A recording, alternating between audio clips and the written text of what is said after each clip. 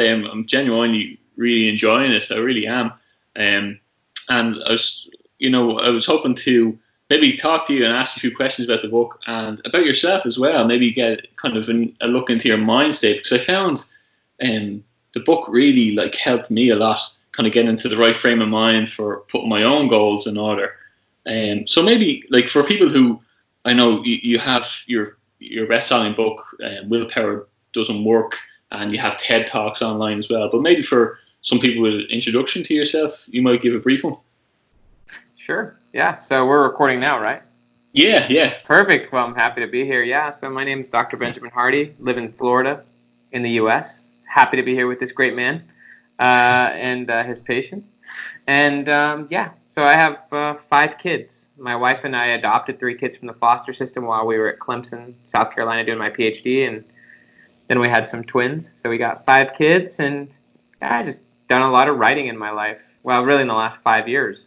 Was able to be the top writer at Medium.com for a few years, and then write Willpower Doesn't Work, and now I've written Personality Isn't Permanent, and just excited to talk about that. The big thing that really drives me is just I've gone through a lot of change in my life, and I think that we can all go through a lot of learning and change, and that there's a higher purpose and meaning to this life. And so for me, I don't like when people get stuck, and I think all of us get stuck at different stages. And so all I'm trying to do is help people to move forward in the direction they're trying to go.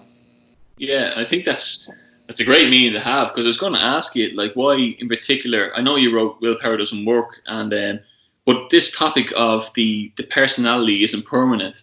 I know, you've alluded to in the beginning, where you had this kind of, it's a comical story almost about, the personality online tests, and reading it, I was like, oh my God, I can't believe people take so much stock in them things. But I do get it, because I could see people used to post them the whole time and really take these things seriously.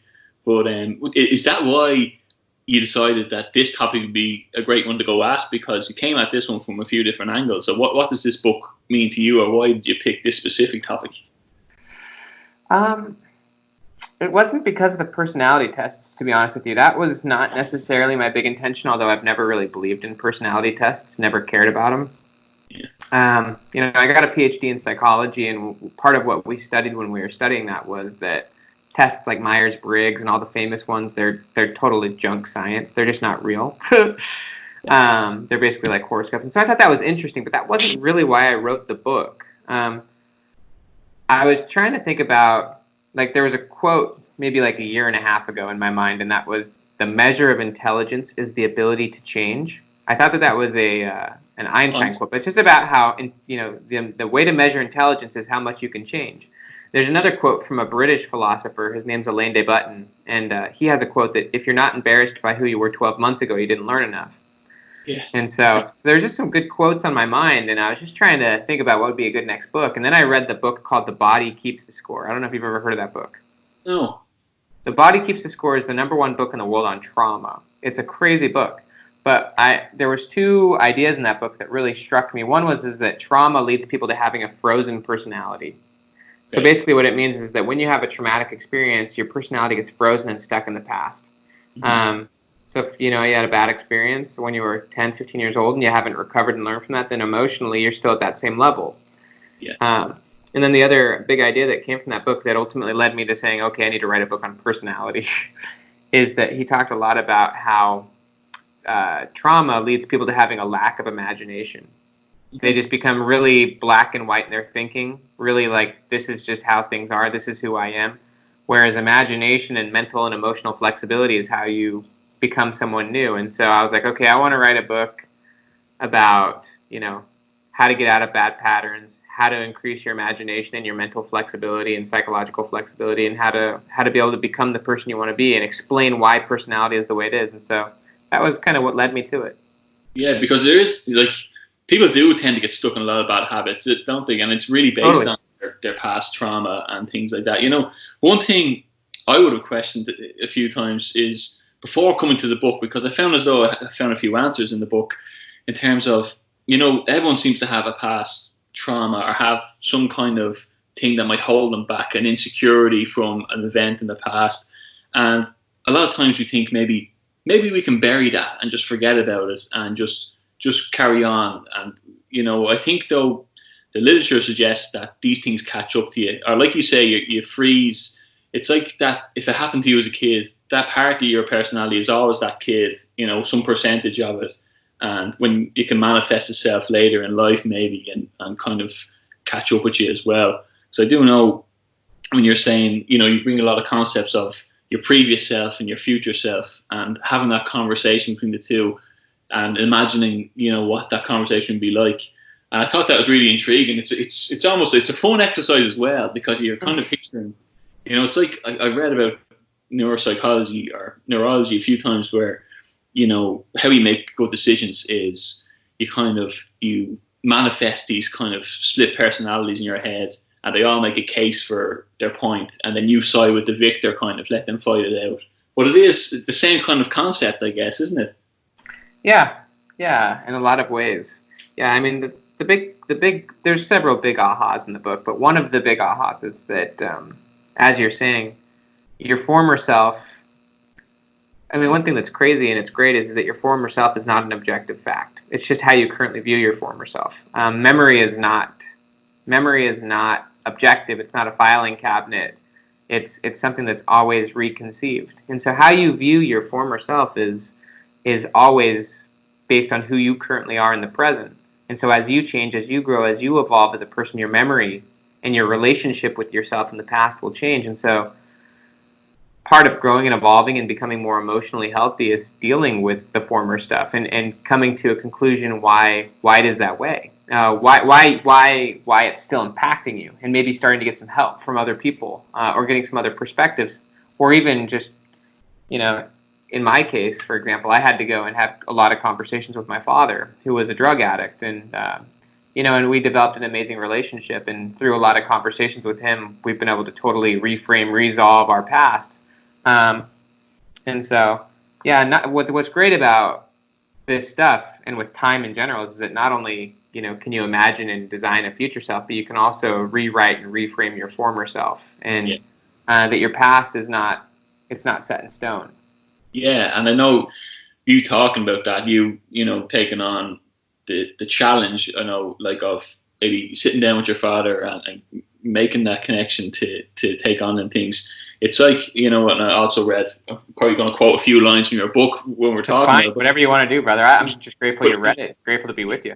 Yeah, it's a great book, and but it says that your brain seeks predictability, and I know it's, like you said, that quote is, I think sometimes maybe you do have to put yourself in that awkward or uncomfortable position to kind of gain some meaningful experience as well, don't you? Like, you have to face your dragon is another way of saying it, or you have to come face to face with it, and that's the only way you really do master your old self. Like you say, your personality is a mold, and you're able to mold it, not this old conception that you are your personality and there's only certain types of people in the world, or 9 types of people in the world, or any of that. Because we seem like, I know, like everything I try and learn about, I find more and more, differences in, like, everyone's, down to people's worth, or their individual fingerprints, or their individual irises in their eye, like the million things that, like, even our desires or our dreams, they're all different. We're not just the same, just a species with a blob of cells who all act the same way. We're specific, we're unique in all ways, That's why I would issue it, Yeah. No, I mean, think about when you're a kid. When you're a kid, you're always having to face the new. You're always facing new experiences and new experience, and having to reshape how you see things. I mean, until you get to a certain place where you just start avoiding that. And so, yeah, I mean, I think for most people, personality becomes autopilot, where they're just kind of replaying who they were yesterday rather than intentionally striving for some future version of themselves with future amazing circumstances and freedoms and a life that they want. If you want to transform, you've got to have new experiences. You've got to experience new things that open you up to new perspectives and new goals and a new identity. And so, yeah, people start avoiding that, and they become more black and white in their thinking and more dogmatic, and so they stop changing and evolving and growing. But if you keep having new experiences and opening yourself to new things, then you're going to keep evolving and changing and growing, and you don't ever have to stop doing that. People just, as a rule, kind of become lazy about it. They don't want to deal with the emotions of change. They don't want to have to rethink their whole view of themselves in the world. But I think that's just a healthy process that you can do on a daily basis. Rather than ever getting stuck, you can just have it. For me, I journal every morning, and I'm always revising my identity. Like your identity is a story that you tell about yourself, and it's something you can continually be the shaper of every single day. It doesn't have to be, it shouldn't be something that just happens on extreme occasions once every 5 or 6 years. It should be an ongoing process where you're refining and becoming the person you want to be, whereas most people, they've stopped being intentional and thoughtful about who they are, and so they're just living on autopilot. Yeah, and I know you say the emotions of changing your experiences, but a big emotion of that, I guess, is fear as well, isn't it? And, say if you're, an example, going for a new job, or you're not sure, changing an industry, and you're fearful, and you might misconceive that as a good feeling, or, oh, like my gut's telling me not to go, but really it's, you have to push through that, don't you? Like, or even a challenge where, say you wanted to get out and run, and or something like that, and you think, oh, I'm a bit sore. I don't think I'm really built for that, or just all the fear of change really that govern us in a lot of ways. But I wanted to ask, like, if someone was to sit down to write out, to kind of realistically predict, their maximum potential, should we set a limit on that when you're journaling? Would you set a limit based on your own skills, or do we set limits on these things? Well, I would just say that your current perspective of your potential should hopefully be replaced in the future with a better perspective of your potential. So your potential is based on your current perspective. Right. It's also based on your context, your environment, your situation. But your potential is not objective. Your potential is always fluctuating. It's flexible. And so I do think you should set a vision, and I think right now you and I both have a cap on what we think we can become. But as we grow, as we develop, as we learn new things, as we have more powerful experiences, hopefully both of us have that cap blown off, and we realize we can become a lot more than we currently are. Yeah, and I know a lot of that comes from confidence and imagination and flexibility and experiences. But yeah, what were you gonna say? So as well, I think that you make a great point in saying the more you can, and I have to quote somewhere, but the more you basically a case for reading more, the more knowledge you have, the more potential, the more things you learn. And I think that's it's a great indication on mental sharpening or keeping yourself mentally fit in that way. And actually, like while I was on it, this podcast is called Train, Thought, and Truth, and usually what I would do was, if I get a guest on, usually they'd have a lot more experience than me, like is the case, and I'd ask them, the Train, Thought, and Truth. The reason I named it that was because I thought that my own mantra for a while was kind of keeping yourself physically and mentally sharp. And then a few years ago, I added the kind of spiritual level to it because I found that was becoming very important, my own faith. And it was just aligning, like my physical health was helping my mental health, my spiritual health was helping, intertwining. And when I built up on these three things, so sometimes I run the guests through these three concepts and see where they are in their own state. And if that's okay, I might ask you. Whatever you want, man. I'm on your show. Great to meet you. It's your show. I'll do whatever you want. But the training, first of all, because I know I heard that you are actually, just the physical side of things, you're training for an Ironman at the moment, actually. Like, can you talk me through what made you, this is an extreme event, and like what made you go for that? Because I know you have the 5 kids, and I can imagine that's like extremely hard to. How do you put your time into such a demanding event? Yeah, I mean, truth is me and my friend kind of decided to do it on a whim. he used to be a professional cyclist. I've done a marathon before, and like we just decided like let's just do something crazy. Let's sign up for something. That's like a year ago, and I can make time for it. I mean, although I have 5 kids, like I can go running or whatever at like 4 a.m, and like have it not impede my life. But given the constraints of my 5 kids in my life, and that I have much higher priorities than this Ironman, like I'm not gonna train at the level I would if I didn't have 5 kids. It drops on my priority list. But for me, it's a fun way to, for so many years I've been doing weightlifting, and I love weightlifting and I love high intensity training. But this is just a shift. It's novel. That again, a novelty is key. It's just something new and fresh, and it builds different muscles in my brain and my body. So to me, it's just a great way to just train myself in a new and kind of gamified way. Yeah, and I know, like I was just saying, last year I was doing a lot of weights and I wasn't really going anywhere else, and I started running. Funny enough, I started running and started doing a bit more cycling and hill running and stuff like that. I found that the different exercises really does help. This is why I tie in the mental and physical. It just, you clear your thoughts. You just put things together better. You're obviously breathing in more oxidized air, and they say that pumps more oxidized blood to your organs and keeps you fresher, and you sleep better. All these kind of things. But also, I found the diet, changing my diet, helped an awful lot. Would you have like a routine in terms of a morning exercise routine and a specific diet you would stick to? I'd be interested in your diet, but I'm actually going through a total reshaping of mine. I've got my diet's never been totally bad, but it's never been optimal. And last week I got totally sick, like a stomach flu. And right now I'm totally just water fasting because I'm going to need to really make sure my diet's just laser sharp because I'm wanting to have longevity and stuff. But, try to avoid things like wheat, and like dairy and like sugar and refined sugar and stuff. That's just obviously bad. But I'm still trying to figure out my diet, to be honest with you. I want to have a really clean, powerful diet. I drink a ton of water. I probably drink a gallon or 2 a day. Exercise daily. So, what's your diet? Yeah, well, I tell you what. See, I wanted to talk to you about this because it alludes to a lot of your stories in your book. I thought I was dieting and exercising well last year. I work in an office, and I kind of was, just kind of keeping myself active. I was tipping away 4 times, kind of going to the gym and things like that a week.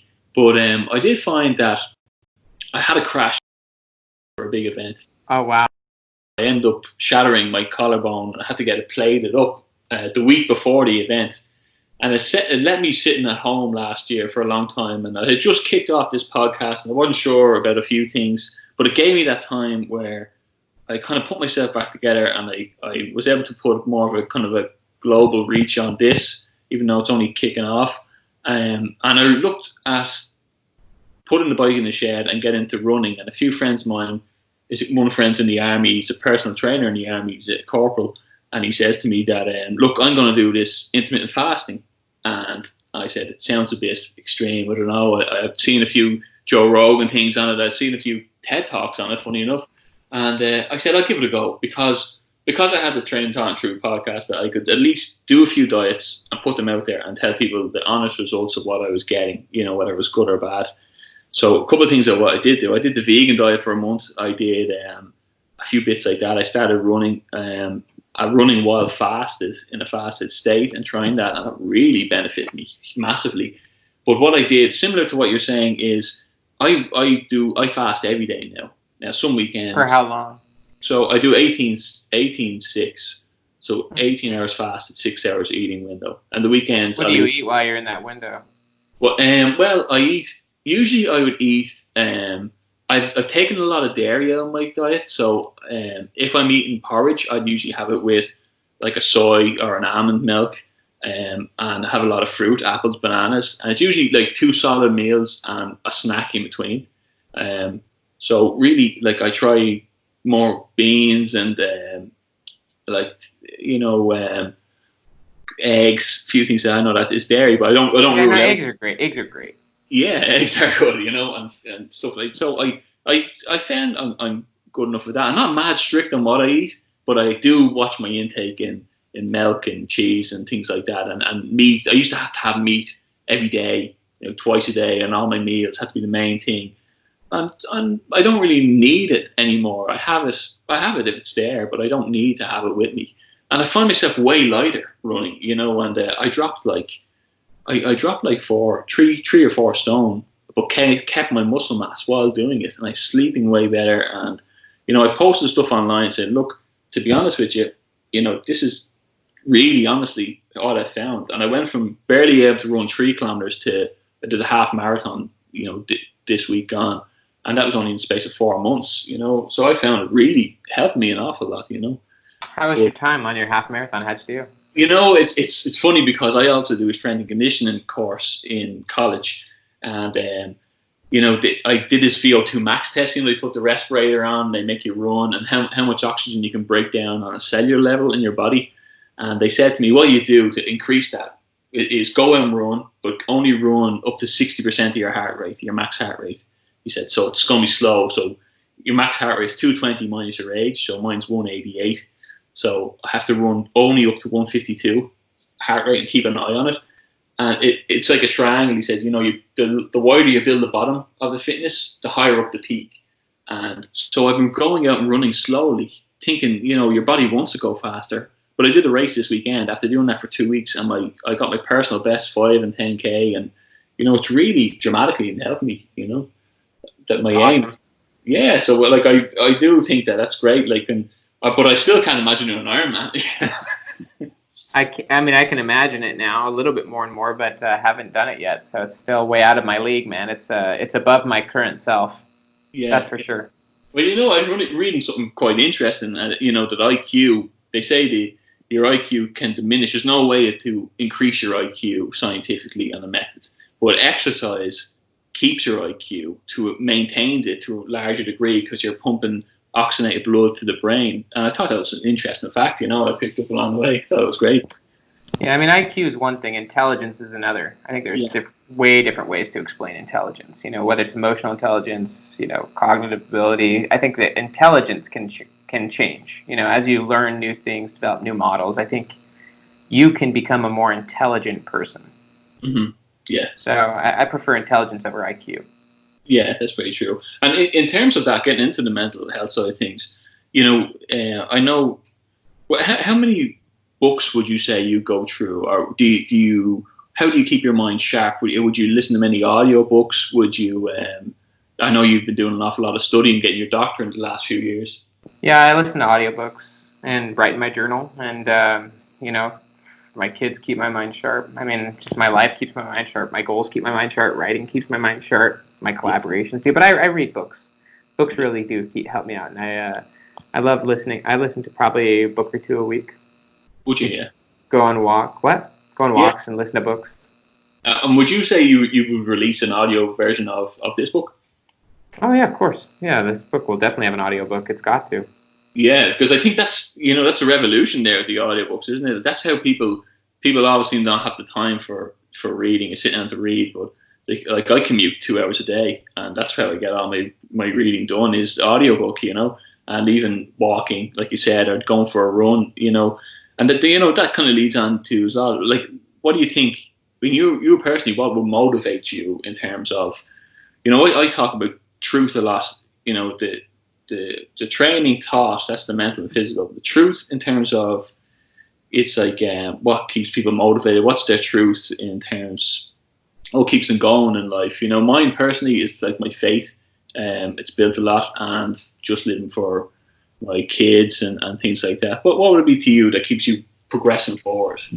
Yeah, I think my faith is a huge aspect of it as well. And just, I'm a big believer that truth can be found in many places, whether it's science, whether it's religion, whether it's philosophy, and so, I do love truth and having a sense of purpose and having a sense of faith and, God and purpose. So yeah, I definitely, believe in truth, believe we can find and be transformed through truth, and that our job is to find and live truth. Yeah. And because I do know, reading part of your book where you said, at age 20, you were a community college dropout, playing video games, no job, sleeping on your cousin's couch. And then you go to say you wanted to go become a missionary. And, it kind of took me off guard. I was kind of like, wow, I didn't see that line coming almost, And then, to put it, I wanted to see, because what made you go down that way? I know was your family always faith orientated? Not always, no. I mean, I grew up, with faith and in religion and stuff like that. And then when my parents got divorced, they both went separate ways, and we didn't really have any faith in our lives. And I felt a huge thing missing. I personally get a lot of joy out of having a connection with God and kind of having a sense that my life has purpose, meaning, connection, direction. To me, it's more of a daily relationship. And so when I was 11 years old and we stopped kind of having that be a part of our lives, and kind of our lives became a lot more chaotic and messy, I felt a huge thing missing for me, a more spiritual dimension. And so that was, when after high school and just bored and not doing anything with myself, I just felt like, I feel like my life's going to go a pretty negative track unless I figure this out. And so I decided, church mission would be an amazing opportunity to kind of reconnect with myself, recreate myself, find a higher sense of purpose in life. And, as I state many times in the book, purpose trumps personality, so purpose is a far more powerful thing, and your purpose could and should shape your personality. So, I think that we're here to learn and transform and grow. So. Yeah. And what would you say, like, in a lot of ways, that like I've said that was the missing link, I think, with the mental and the physical for me. Do you think there's, like, I've added that in, and some people have said to me, why did you add that in? This is not a fitness podcast. I said, no, it's a wellness podcast, maybe more overall. I'm still trying to figure exactly. It's hard to nail down sometimes. Exactly. And it will keep evolving for you. I mean, what the opening quote of my book is a painting is never finished. It only ends in interesting places. Yeah. So your podcast is never finished. It's just going to keep evolving and changing. And what's very good about your book as well, the whole journaling idea is, to specifically aim at something and write out. And I have been trying to do that and shaping it a lot more, because it's good to know where you're going or where you want to go, really, instead of letting things just roll on. Because I think, you mightn't get anywhere if you just let things roll on. Well, if you're letting things roll on, then your personality is on autopilot, and it's from the past, and that's why it's predictable. That's why you keep showing up the same way. But if you're living with intention towards a specific goal, towards a desired future self, then you've got to create experiences and act in ways that are different from who you used to be. Then you're not just rolling on. Then you're not just on autopilot. You've got to actually be a different version of you if you're going to pursue something intentionally and thoughtfully about who you want to be. So that's a better way to live, because then your life ends up becoming more purposeful and thoughtful, rather than just, you keep showing up the same way you always have. And, so I mean, I think it's a lot more powerful to create the life you want, which we all have the power and capability to do. Yeah. No, I think it's true, like, and, funny, I was reading, about what you're talking about, what we said about burying the past and move on. And the reason why I got that answer to that question was when I was reading about, you were calling how your son had the glass in his heel, the story of that. And instead of facing that momentary pain that he knew would, make everything better, he decided to try and run around on the side of his heel and go around. And then you talk about The Untethered Soul, the Michael Singer's book, where the woman had the thorn on her side, and she was creating the life around the thorn.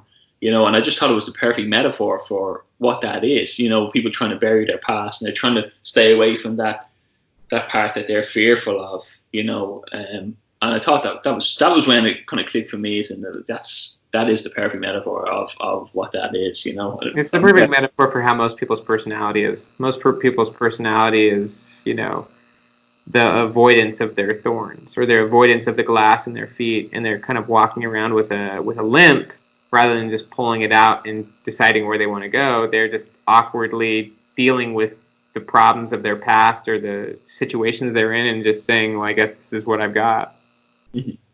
But you can pull it out, you can change, you can throw shoes on, depends on what you want. But people just settle for the dang situation they're in. Yeah, and it's like I found there's a big mental barrier as well. I think even like you can align this with fitness, because I know this time last year a friend of mine, that same guy in the army, I said I can't do a 5K without stopping. He says, okay, get your shoes on, you're going to run with me today, and we're going to do the 5K without stopping.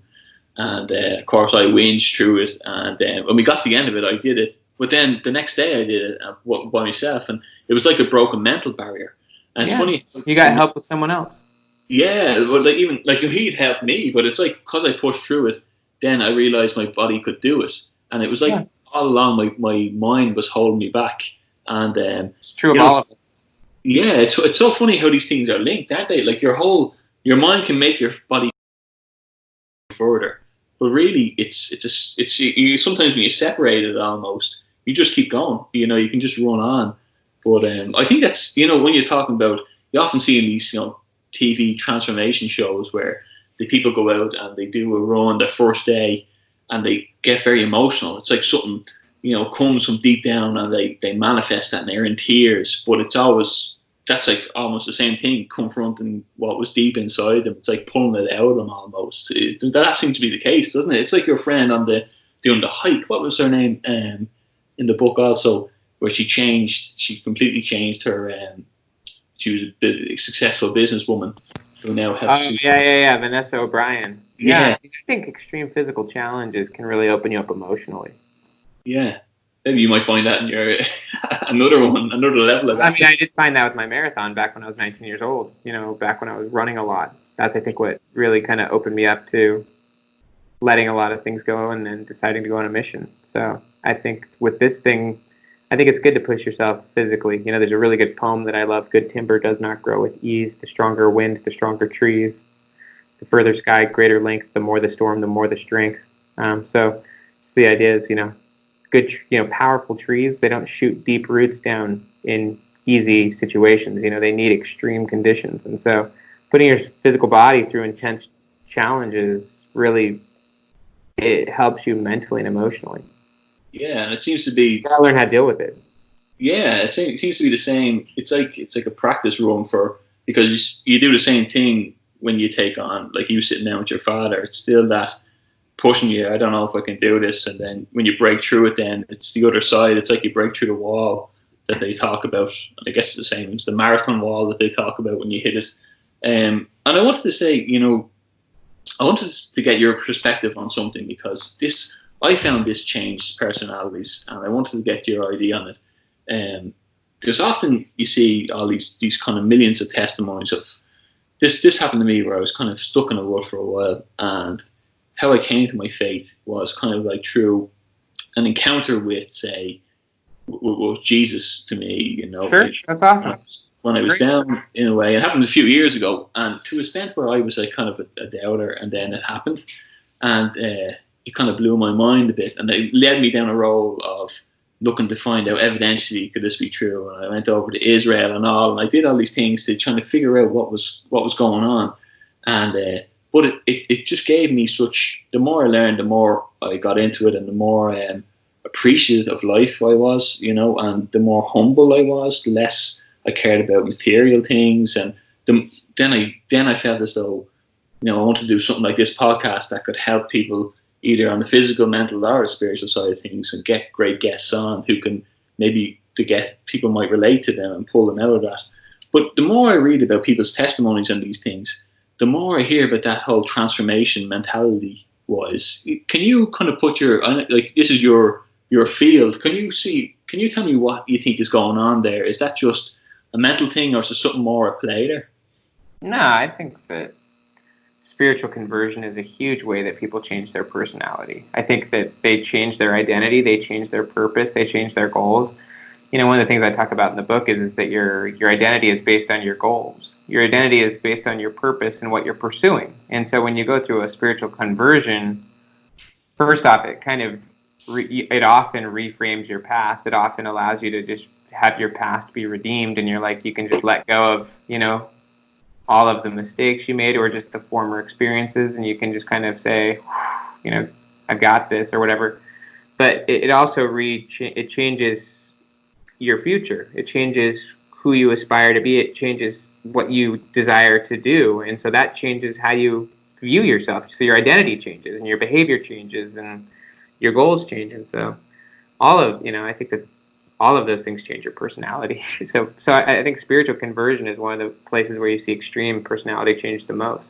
Yeah, because I would say it was extreme personality change. I think like the anger I would have had or would have went away, and resentment or any of them kind of feelings, Did you ever go through that kind of situation in terms of faith where you were kind of let down and kind of renewed, or did you always hold a consistently strong faith? Because you're a Mormon, isn't that right? Mm-hmm. So, yeah, I wouldn't say I've always had a consistently strong faith, but I would say that I've always believed in God, Christ, etc., and that it was always there, even though for a long period of time it was kind of buried. And so I've always kind of felt that sense and that desire, but like everything else, like your muscles, just because you want to have a healthy body doesn't mean you're going to be healthy unless you start going to the gym. Yeah. So I started exercising that faith, started drawing closer to God, started trying to actually, study and learn things like the gospel and other good books. And those things increased my faith, my vision, my knowledge, and my relationship with God. And so those are things I'm continuing to fuel every day. And I think that faith is huge. I think that just as much as knowledge and expertise in a subject, faith is a powerful source for achievement, and also just for living well and for having meaning and purpose in life. So I think faith is essential. I think faith is key. Faith really it allows you to turn your skills or your knowledge or your goals into something powerful. That's good. I'm glad to hear you say that, because usually it's me saying that, and the other person like, I think so. But I do think that it is, like, it does give you that self-worth, doesn't it? In the likes of, everyone has a spark of divinity in them. People who feel bad about themselves, I feel like they're not worth improving, that whole faith can give them really a purpose, or give them more meaning in their life. You need purpose and meaning and hope in life. You have to have something to hope for, believe in. We all believe in something, but yeah, I think it gives life a lot more meaning and purpose and substance and perspective. Yeah, and there's a lot of just good feelings you end up having. Yeah. And do you think that's why, your gratitude journaling, why it's so important? Yeah. Yeah, I think gratitude journaling, or just journaling in general, is good. But yeah, getting perspective and recognizing, that you have an enormous amount is very helpful for seeing the world in a positive and in a specific way. Yeah. When I was reading your book, I realized that by the reach page 30, I was kind of jotting down on my phone notes and like statements from the book that I really liked, and I was pulling out that I could come back to. Then I kind of realized that, I had pages and pages of stuff. I had half the book was on my phone. Then I was like, maybe this is like a book where it's not obviously like a novel. It's like how a lot of people read the Bible, in terms of they highlight certain key, passages that really stand out to them, and then they go back over it. Would you agree that's a good way of reading the book? I think it's the way I read it. Yeah, I tried to write this book so that it was very valuable. This book took over a year longer to write than my last book. So I refined and refined and refined, and I believe that there are thousands of lines in that book that are very useful, that will stick out to you at different times in your life based on what you're dealing with. And so, yeah, I'm not saying it's the Bible, but I think, I wrote this book and we chiseled the heck out of it, and we held it to an incredibly high standard. And I think it's going to sell millions of copies, to be fully honest with you. But to what you're saying, we really, tried to make every line count. Yeah. And at least, one great thing is, like, by the end of each section, you have this summary, or you have these questions that are thrown back at you, and it's kind of like, where are you going? What would your future self say to you now? And it's kind of like, you don't just go on to the next page. You have to kind of pause that and say, it's like a thinking exercise mode almost. And that's where your journaling... It's a different way of learning, Yeah, and that's where your journaling could come in from the book. That's where I picked it up from, because, what you write in the morning, when you write down them key questions at the end of each section, and you meditate on that for a little while, and you you get answers. It's funny where we get these answers from. Sometimes they're always inside, your mind, but it's just unlocking them almost.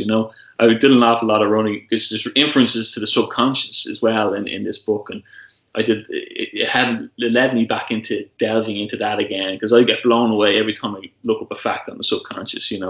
Apparently we only use 5% of our memory capacity, and like the subconscious holds all the rest. It's already there. There's some fascinating stuff about the brain that you can unlock, isn't there? It's crazy.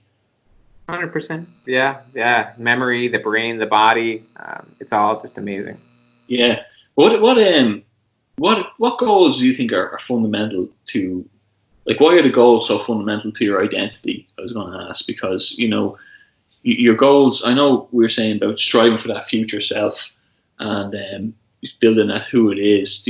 Could people not just, I know a lot of people just sit back at the end of the day, they're tired from work, throw on the TV, forget about where they're going, they're just going through the motions of life.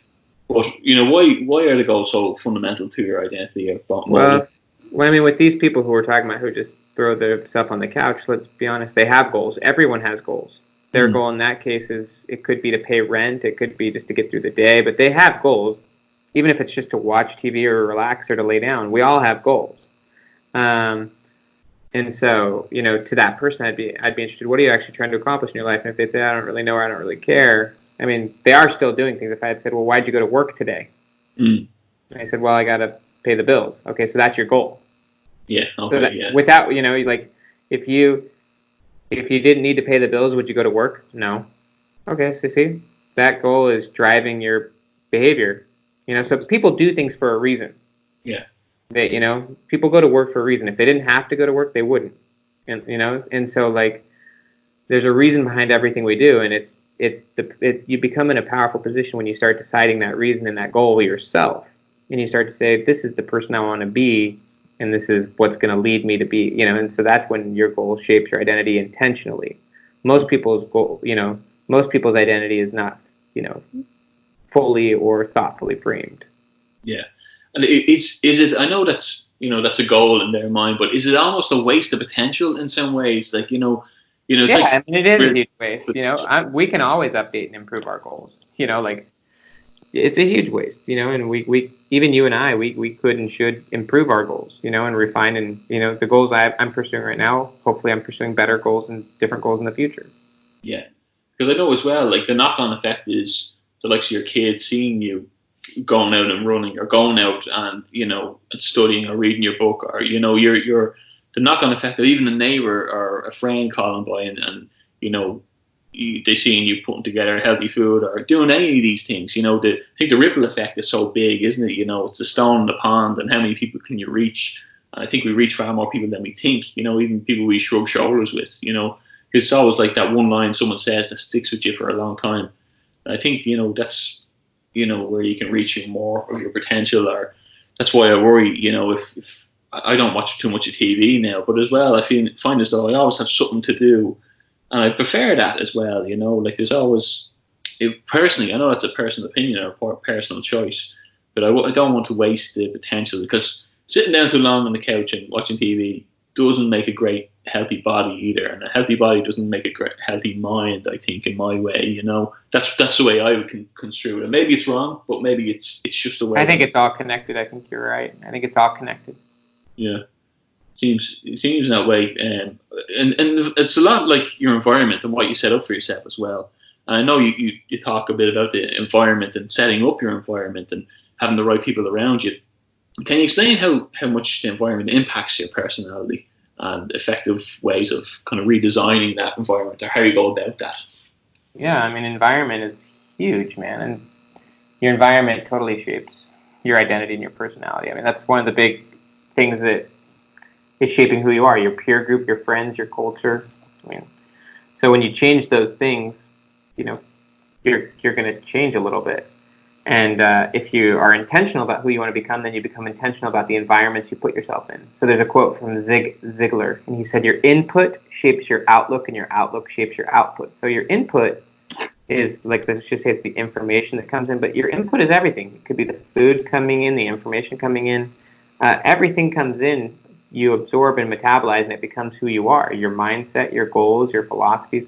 And so, there's a ton of research that talks about how your peer group determines like your success in school, work, your income, your desire to become an entrepreneur, your spirituality, your quality of your marriage. I mean, so, people are big, but also just environment in general. The things you expose yourself to, the information, the media. There's so much stuff out there that's essentially toxic that you don't think has an impact, but it actually does. Yeah, and like sometimes I think we're a bit too distracted as well in life as well. Like sometimes that's why I think running sometimes. Like usually I run with headphones, but I did a 10K race yesterday and I didn't bring headphones. It was a race. And I found the benefit of not having that noise or that distraction. Even though I do know music is scientifically proven to help you go a bit further. But sometimes it's nice getting outdoors, getting in the air and being away from them distractions of the radio noise or the social media side of things. And I think that's a massive thing. We're too distracted as a culture these days. Would you agree with that? We're addicted to the distraction. Totally. Way addicted. Yeah. It's too, like, I know, I heard you saying before, like, obviously we do it for a reason. We look up online things to distract ourselves from the mundaneness of work, and there is reasons why we do all these things. We don't just do it on autopilot, like you say, And it's funny you talk about Zig Ziglar's comments, because I seen your TED talk where you're talking about your friend Tom, who's, losing the weight. It's not my friend Tom. It was a story of Zig Ziglar. That was Zig Ziglar's friend Tom. I said Zig Ziglar tells this story. Right. Okay. And story. Yeah, it's a great story. Where he goes out and he puts himself in that. It's like an extension. A lot of it coincides with the book you've written as well. Where he went out and he bought clothes for his future self. He was buying the suits. Yeah, he was making investments in his future identity. Yeah. And he became his future self. I mean, I love the story. It's brilliant. Yeah, and it does sum up like what it really should be doing, isn't it? That's the future self and who you should be, and you should be. Yeah, I mean, buy clothes that your future self would wear. Buy nicer suits. Buy tighter fit clothing that as a more fit person would wear. Yeah. It's like buying the pair of jeans one size too small, isn't it? It's like that's the goal. Well, and then wear them and look like a fool in them until you don't. Yeah, no, it's very true. Yeah, I wanted to see though. Are you planning on doing a few more TED Talks with the launch of the book? Yeah. I mean, maybe not with the launch, but I'll do TEDs in the future. Yeah, they're great way. I think they're really high regard in that way. If you were to say anything to someone who was stumbling across this, chat where they were kind of stuck in the rut of, say like where you're saying your cousin's couch, kind of stuck, not knowing what direction. A lot of people. At least in some way you always had a goal. You want to do that church mission in certain ways, but some people are very lost. They're kind of going through a job they don't like. They're not sure if they can get into the fitness side of things. They've let themselves what they think maybe go a bit too far. What would be the core message that like this book would bring to them? Yeah. The future can be different and should be different from the past, that the past does not dictate your future, and that you become who you choose to be, and that you can make different choices now than you've made in the past, and that your future should determine who you are, not your past, and that the past doesn't have to be a repeating pattern. And also that over time, as you learn and develop and grow as a person, your view of the past is going to change. And so let the past be what it is, but the past is going to change, and let the future be the dictator of who you are, not your past. So, I mean, we all, there's a good quote from the movie Vanilla Sky, but the quote is, every passing minute is another opportunity to change, Yeah. And it's just like but what you have to do then is you got to set a new and a better goal. You got to decide something, and then you got to start working towards that, even if you start failing towards it, and start using your goal as the dictator. I think the big problem is that most people, their goals are based on their current self, their current personality, or their past, rather than having their personality be based on their goals. So, yes. Just choose who you want to be and strive to become that person, and be consistent with your future, not your past. And if you do that, you're going to have a lot of ups and downs. You're going to feel kind of like a fraud, or you're going to feel like a loser. You're going to fail, but that's what's going to make life a lot more meaningful to you. So there is no rock, there's no time when you can't keep going. So, there is always an opportunity to turn around. Yeah, that's great, because it is the fear of failure, isn't it, that stops us all kind of even trying to set out and reach for that aim. Look, I really appreciate you coming on and talking to me about your book, and I really appreciate, I have to say, I love the book. I genuinely do, because I don't get a lot of time to read very many books, especially, but it's one thing that we keep going back to, and what I've picked up from it is setting my own goals personally, and the journaling side of things, which I think is great. And I will be recommending it. And it's personality isn't permanent. And thank you, man. I've loved being on this show. It's been amazing, man. Well, I really appreciate that. Thanks very much. I really appreciate it. And I hope that we might cross paths in the future again. I wish you all the best. I hope we do as well. Yeah, I wish you all the best with success with the book and the future and everything. Have a beautiful day, brother. Yeah, thanks very much. I got to bounce, so I'm sorry I got to leave a little early, but thank you for this time, and yeah, let's catch up again. Yeah, it's great. No, I appreciate it. Thanks very much. Thanks, Ben. Hey, buddy.